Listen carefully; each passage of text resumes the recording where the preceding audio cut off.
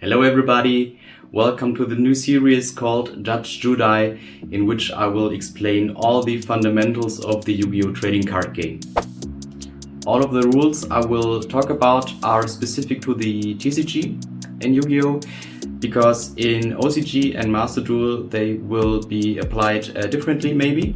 So if you are playing in the Yu-Gi-Oh! TCG, whether it being the current format or also the Time Wizard formats, most of the rules will apply to both, but some of them are also specific, so if anything comes up I will mention the differences in both. Today's topic: SEGOC.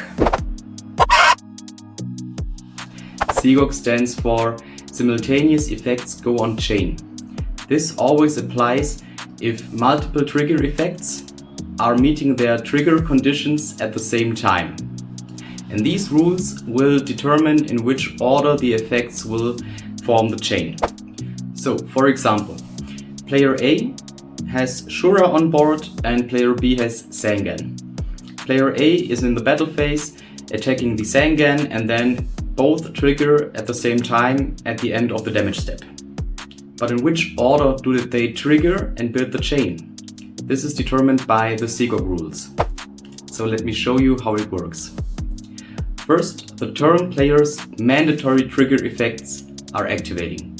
Second are the opponent's mandatory trigger effects. After that, there are the turn player's optional trigger effects, and lastly, the opponent's optional trigger effects. So for this example, it means Shura from the turn player is an optional effect. Sangan of the opponent of player B is a mandatory effect. So we have first Sangan activating as mandatory chain link 1, and then player A has the option to activate the optional trigger effect of Shura as chain link 2. After that, the chain will be resolved backwards, which means player A will first summon with Shura, and then player B can choose what he wants to search with his Sangan. Then the chain has ended and we proceed the following steps. Alright, let's put another layer on top. We also have fast effects, for example. These are cards or effects that are spell speed 2 or higher, which are trap cards, quick play spell cards, and quick effect of monsters. So, for example, if you have multiple trigger effects that are activating at the same time, you will first use the SEGOC rules to form the chain, and then afterwards the opponent of the player who has used the last trigger effect is able to use his first fast effect.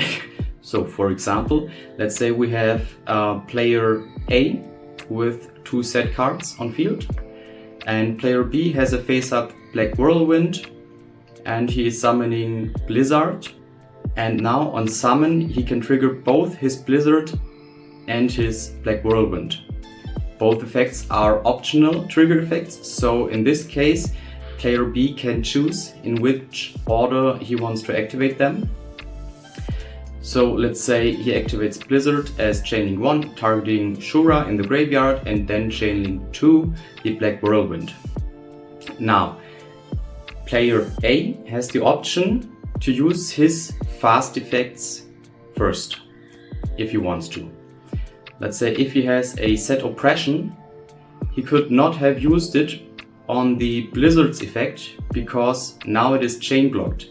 You first had to build the chain using your triggers, and only now you have the opportunity to activate your Oppression.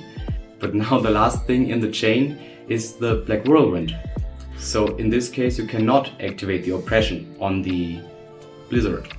But if the other set card would be something like a Trap Hole, even as Chainlink 3, because you are still in the summoning window of Blizzard, you could activate as Chainlink 3 the Trap Hole. And afterwards, player B could again activate another fast effect as Chainlink 4 if he wants to. Resolving now the chain backwards, first the Trap Hole will destroy the Blizzard, afterwards the Black Whirlwind doesn't get to search because the Blizzard was removed from the field, and then Blizzard as chain link 1 will still resolve, summoning the Shura back to the field. Lastly, but very important, is that this also includes optional when effects. Many people still believe that optional when effects, like maybe Stratos or Dupfrog, can only activate as chain link 1 or else they will miss their timing. But this isn't true. This works differently.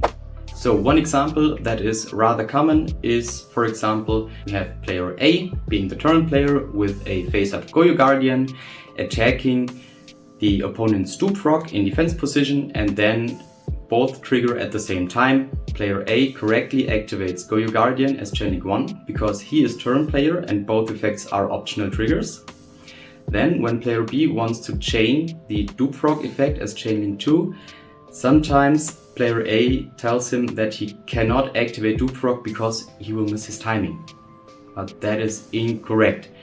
Player B is correct if he wants to activate Dupfrog as chain link 2. It will not miss its timing. And this is very important. Missing the timing works entirely different from this. But staying at this example, when you resolve the chain, you have first the Dupfrog resolving, searching for a frog, and afterwards the Yugioh Guardian can summon them. Missing the timing also plays a huge part in the game, and there still are many misunderstandings about it, but this is why in episode 2 I will explain the whole mechanism behind that. But that's it for today's lecture.